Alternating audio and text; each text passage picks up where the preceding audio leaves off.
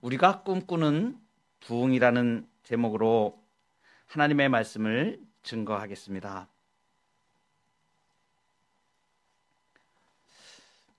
많이 들어보셨을 겁니다.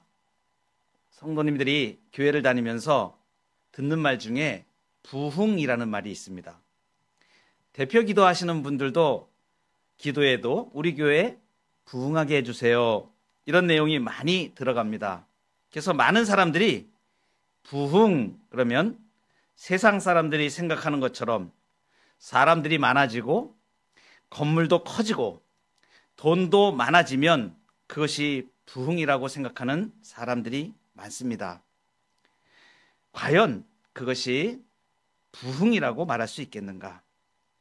하나님이 원하시는 부흥이 바로 그런 것일까? 사람들이 몇천, 몇만 명이 모이는 교회도 있습니다. 예배당 건물은 으리으리하고 크고 재정은 보통 사람들이 상상할 수 없는 수백억이 되는 교회도 있습니다. 그런데 예수님이 만약에 눈물 흘리실 일들만이 그곳에서 일어난다면 그게 부흥일까요? 그거는 부흥이 아니라 저주입니다. 그러면 진정한 교회의 부흥의 모습은 어떤 것일까요? 우리 교회는 부흥하고 있습니까? 오늘 본문 말씀에 안디옥 교회가 나옵니다. 저는 사도행전 설교를 쭉 해가다가 이 안디옥 교회를 생각하면서 하나님이 원하시는 부흥이 이런 것이구나 라는 부분을 마음의 감동으로 받게 되었습니다. 오늘 주시는 하나님의 이 말씀 속에서 진정한 교회의 부흥이 어떤 것인지 주님의 말씀을 듣기를 바랍니다. 첫 번째는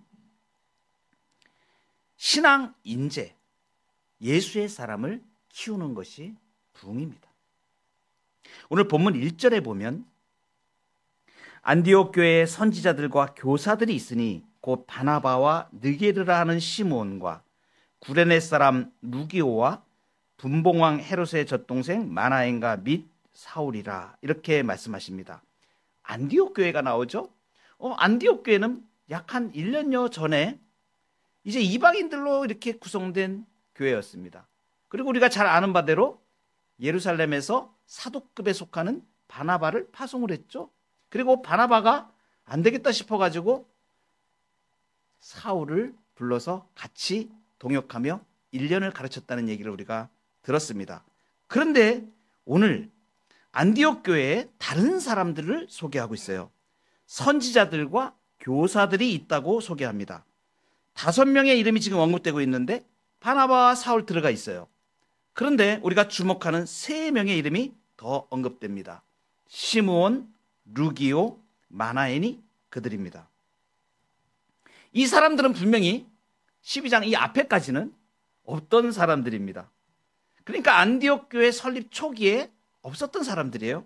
그런데 지금 여기에서 바나바와 바울과 동급으로, 거의 동급으로 지금 선지자와 교사들이라고 이렇게 3명을 소개해주고 있습니다. 그러니까 바나바와 사울의 버금가는 지도력을 갖춘 이 대열에 서 있는 사람이 생긴 것이에요. 여기에서 우리는 안디옥 교회의 부흥의 모습을 보게 됩니다. 그것은 신앙의 인재를 키워냈다는 사실입니다. 우리가 가만히 생각해 보면 박해자였던 사울도 안디옥 교회에서 훌륭한 목회자와 선교사로 성장하였습니다. 그런데 거기에 머물지 않고 오늘 표현되는 시므온, 루기오, 마나엔과 같은 사람들이 바나바와 사울에 필적할 만큼 지도자로 성장한 것입니다. 이러한 걸출한 인물들이 있었기에 이제 바나바와 사울을 이방 선교를 위해서 선교사로 보낼 수 있는 일이 가능했던 것입니다. 지금 안디옥 교회는 매우 엄청나게 성령의 역사로 부흥을 하고 있는데 그 첫 번째 나타난 모습이 신앙의 인재, 예수의 사람을 키워냈다는 것입니다. 우리나라 초기 기독교 역사에서 빼놓을 수 없는 한 이름이 있습니다. 언더우드 선교사입니다. 1884년 우리 역사 속에서 보면 갑신정변이 일어났던 해에 조선 최초의 선교사로 오신 분입니다. 당시 제중원에서 의사와 교사로 우리가 잘 아는 지금 연세대학교의 전신인 그 학교를 설립하였고 많은 학교들을 설립하는 데 지대한 영향을 미쳤습니다. 그리고 많은 병원들을 설립하는 일에 지대한 영향을 준 선교사이죠. 한국의 종교, 정치, 문화, 사회 전반에 아주 지대한 공헌을 한 선교사로 잘 알려져 있습니다. 이 언더우드 선교사는 미국인 선교사인데 미국에서 성장하여서 있는 시간이 13년 정도밖에 안 되는데 나머지 전 생애를 1916년에 돌아가실 때까지 한국에서 이 조선 땅에 완전히 조선을 사랑한 그러한 생애를 바친 선교사입니다. 이렇게 한국 복음화에 가장 큰 영향을 끼친 언더우드 선교사를 길러낸 그 교회는 미국 동부의 뉴저지 노스버겐의 그로브 개혁교회입니다. 제가 인터넷에 조회를 해보니까 지금도 130여 년 전에 그 작은 모습이 지금도 규모가 굉장히 작습니다. 아담한 예배당 하나예요. 예배당 건물도 아주 작고 인원도 몇 명 안 되는 작은 시골 교회입니다. 130여 년이 지난 지금도 여전히 작은데, 그런데 그 시골 교회에서 키운 이 한 사람 언더우드는 지금 세계에서 가장 많은 선교사를 파송하는 한국교회의 밑거름이 됩니다. 그러므로 여러분, 이제 우리는 알아야 됩니다. 교회의 진정한 부흥은 외형의 건물이나 재력이 아닙니다. 제대로 된 신앙인 예수의 사람을 키워내는 것, 이것이 바로 부흥인 것입니다. 비록 외형은 작고 가난할지라도 신앙 인재들이 쑥쑥 자라나면 부흥하는 교회입니다. 주님이 원하시는 부흥은 건물이 아니고 예수의 사람들입니다.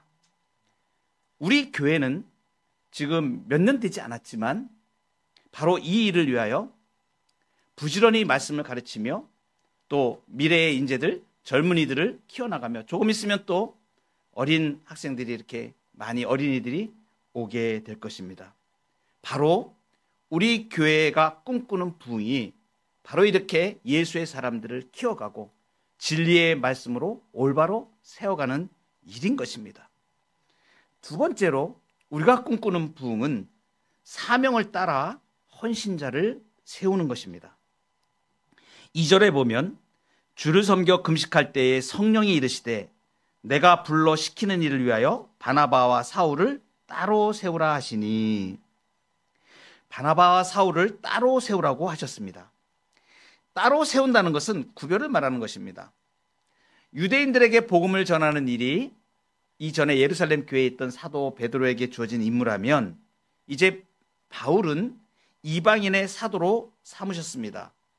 그래서 예수님이 직접 이 말씀을 하시죠. 성령께서 하나님께서는 다메섹 도상에서 사울을 꼬꾸라뜨리면서 이전부터 그 계획을 가지셨던 걸 말씀하십니다. 주님이 직접 말씀하세요. 사도행전 9장 15절에 보면 이 사람은 내 이름을 이방인과 임금들과 이스라엘 자손들에게 전하기 위하여 택한 나의 그릇이라. 그래서 이방인과 임금들과 특별히 이방인들을 위해 택한 나의 그릇이라고 말씀하시죠.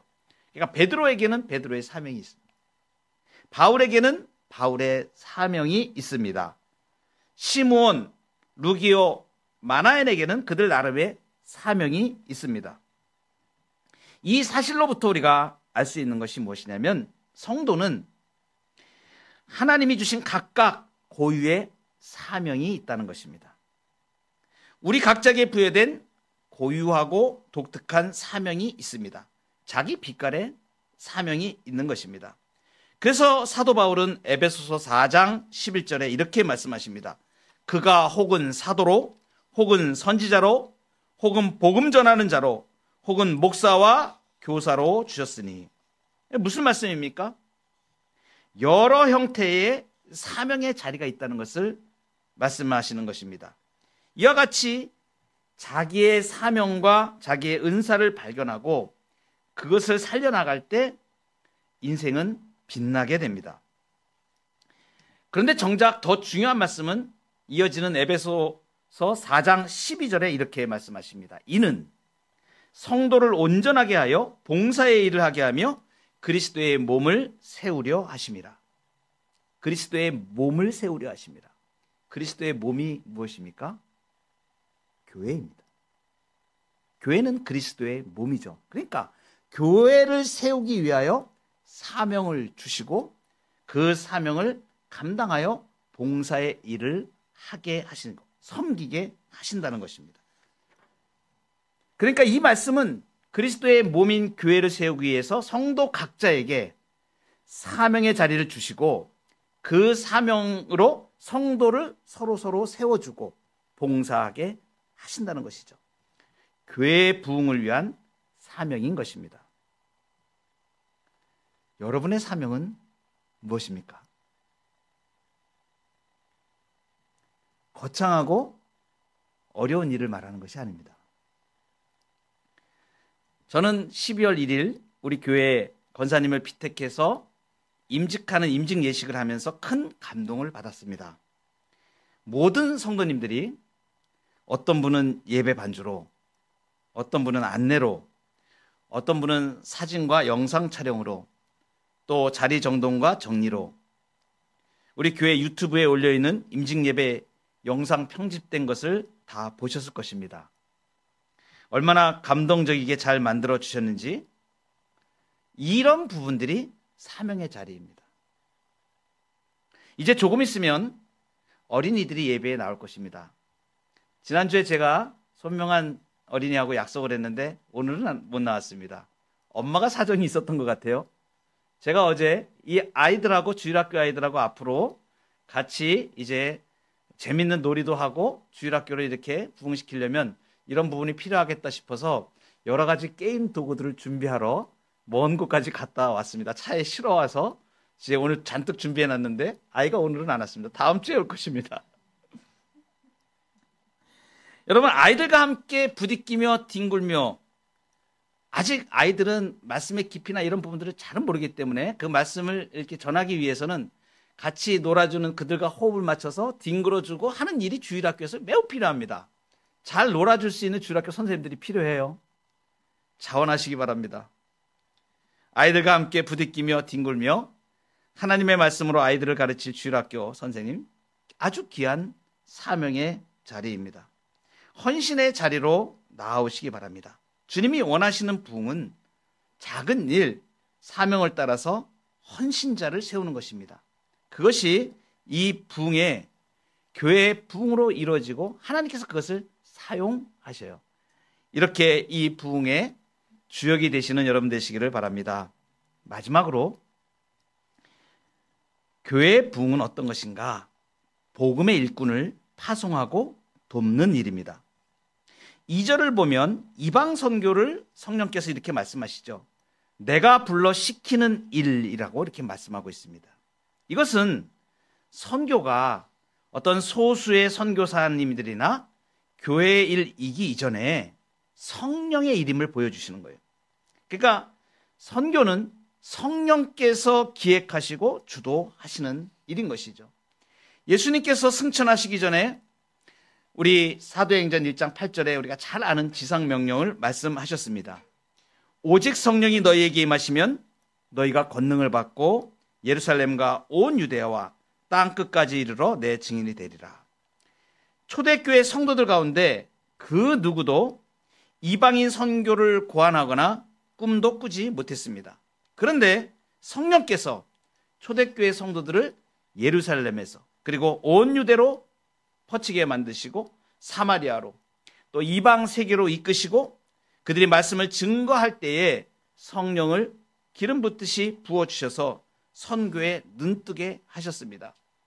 불과 얼마 후에 이 안디옥 교회가 바로 이 일을 감당을 하죠. 오늘 3절에 보면 이에 금식하며 기도하고 두 사람에게 안수하여 보내니라. 안디옥 교회는 성령의 말씀을 따라 바나바와 사울을 따로 세워서 선교사로 파송합니다. 그러니까 바나바와 사울이 가는 선교사라면 안디옥 교회는 이들을 보내는 선교사입니다. 너무 놀라운 것은 이 안디옥 교회가 사도 바울이 4차 전도 여행까지 하는 동안에 그 사도 바울이 걸어 다닌 그 키로수가 2,000 몇백 킬로 정도 된다고 추정들을 하죠. 모든 이 과정에 한번 돌고 오면 그 아시아를 다 돌고 오면 또 충전하여서 보내고 하는 일을 계속하여 감당한 교회가 바로 이 안디옥 교회입니다. 이방 선교의 중심지로 그 역할을 감당하였죠. 성령이 역사하시는 곳에서는 언제든지 이 선교의 역사가 이루어졌습니다. 또 역으로 말하면 선교의 역사가 이루어지는 곳에는 언제나 성령의 역사가 있었습니다. 이 선교의 거대한 역사는 유럽을 돌아서 2000년 동안 진행하고 아프리카로 미국 대륙으로 다시 아시아 대륙으로 한반도에 아까도 말씀드렸던 언더우드 같은 이러한 선교사님들을 통하여 우리 땅에 왔습니다. 그리고 이제 예수님 말씀하시죠. 땅 끝까지 이르러 내 증인이 되라 그러셨는데 그 땅 끝이 어디입니까? 지금 우리가 서 있는 이곳이 땅 끝이라고 우리는 믿습니다. 우리가 땅 끝에 서 있는 것입니다. 안디옥 교회가 경험했던 그 부흥은 지금 우리 교회에 와 있습니다. 땅 끝에 서서 복음의 일꾼을 파송하고 돕는 일은 바로 그것이 부흥인 것입니다. 우리는 지금 보내는 선교사로 캠퍼스 선교사를 또 돕고 있습니다. 우리 교회 주보에도 나와 있지만 파푸아 뉴기니 정글 오지 선교사를 돕고 있습니다. 인도네시아 선교사를 돕고 있습니다. 기록되진 않았지만 일시적으로 후원하는 많은 선교사님들이 있습니다. 미얀마 선교사를 돕고 있습니다. 필리핀 선교사를 돕고 있습니다. 영국에 있는 선교사를 돕고 있습니다.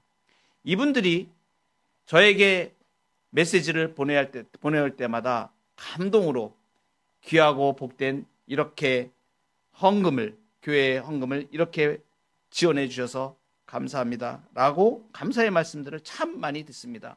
힘이 없어서 낙심하고 아프리카 오지에서 울고 있다가 정말 절실한 그 돈 얼마가 필요한데 그것을 받았을 때 그 선교사님들이 마음의 감동을 가지고 하나님의 역사를 찬송하며 이 일에 우리 세대비전교회를 사용해 가시는 하나님의 역사를 우리는 보고 있습니다. 지금 현재 우리 교회에도 시국에서 온 선교사 한 가정을 지금 세워가고 있습니다. 훈련하고 양육해서 또 파송하게 될 것입니다. 여러분 기대하셔도 좋습니다. 하나님이 교회를 세워나가시는 이 일에 지금 우리가 쓰임받고 있습니다. 우리가 지금 부흥의 현장에 있는 것입니다. 바로 다른 교회가 아니라 안디옥 교회처럼 그 일을 하는 현장에 지금 우리가 있습니다. 우리가 지금 해가는 이 성령의 역사를 바로 눈앞에서 우리가 보고 행하고 있는 것입니다. 이 일을 놓고 기도할 때마다 제 마음이 얼마나 벅찬지 모릅니다.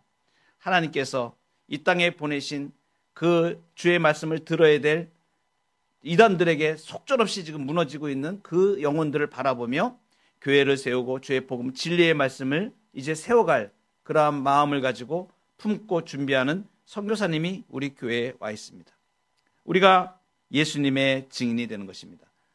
땅 끝까지 이르러 내 증인이 되라.